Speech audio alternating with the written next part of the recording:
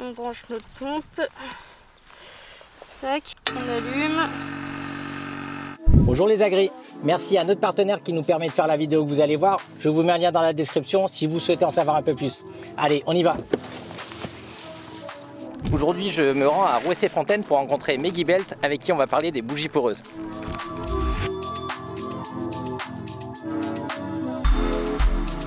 C'est un outil d'étude, ça ne va pas être un outil vraiment d'aide à la décision que les agriculteurs vont pouvoir utiliser. Pour les agriculteurs, voir un petit peu les pertes qu'ils peuvent avoir en azote et puis aussi en d'autres molécules.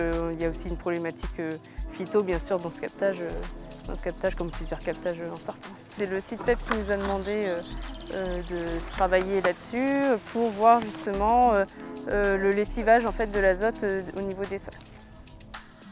Déjà une bougie poreuse, c'est un truc de cette forme, un truc tout bête. Donc on a ici une céramique poreuse ici qui est collée sur un tube qui va nous permettre en fait ensuite de récupérer donc, la solution du sol. Donc c'est un tube en PVC tout bête. Avec ici donc il y a un bouchon avec une espèce de pince. Et donc l'idée, nous, c'est avec notre pompe à vide de créer une dépression. Donc on va la brancher sur la bougie. Donc là on a un petit bouchon qu'on va mettre ici pour vraiment que ce soit bien hermétique. Donc on branche notre pompe. Tac. Donc là on allume.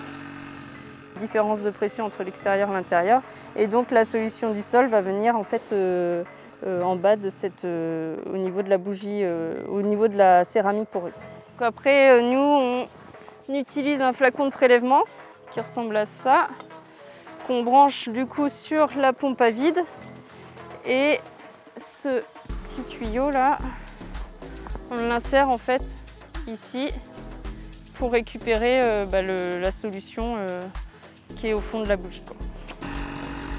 Voilà, on a de la solution qui... Et donc là, c'est vraiment que de la solution du sol.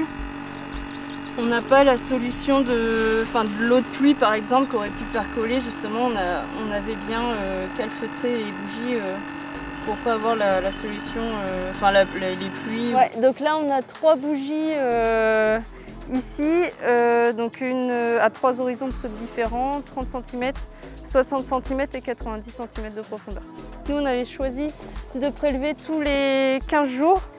Les résultats qu'on va obtenir, nous, après, c'est en une concentration de nitrate en milligrammes par litre. Les données brutes, comme ça, on ne peut pas s'en servir pour les interpréter. Il faudra derrière utiliser un bilan hydrique avec le remplissage de la réserve utile, notamment. Donc ça va nous donner en fait le drainage et derrière le lessivage en fait de l'azote. On est dans une zone captage prioritaire, zone de pan vert et donc des problématiques importantes sur la concentration en nitrate depuis les années 90. Une zone de grande culture avec des bons potentiels et puis surtout c'est sensible aussi au lessivage d'azote, notamment parce qu'on a des sols superficiels, des argilo-calcaires superficiels avec une nappe qui est peu profonde. Donc en fait la pollution elle se fait par ce biais-là et c'est la typologie de sol aussi qui emmène cette problématique derrière, quoi. Dans ces parcelles, on a fait aussi beaucoup d'analyses de reliquats, donc des reliquats entrée d'hiver, sortie d'hiver, des reliquats post-récolte.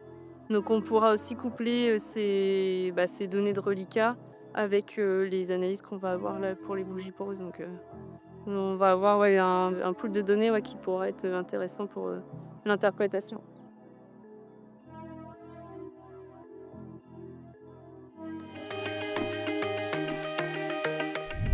Et voilà, c'est terminé, mais vous pouvez voir d'autres vidéos en cliquant juste ici, ou soutenir gratuitement notre chaîne en vous abonnant et en cliquant juste là. À bientôt!